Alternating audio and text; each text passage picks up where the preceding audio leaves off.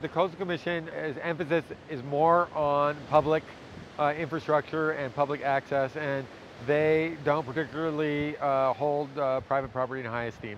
So they make it much more difficult for a private property owner to receive a permit than they do for a public agency.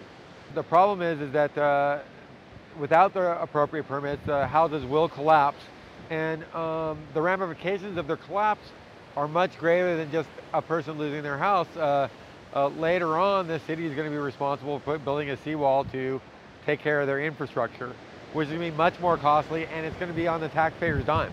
The California government is based on democratic rules, and most of our agencies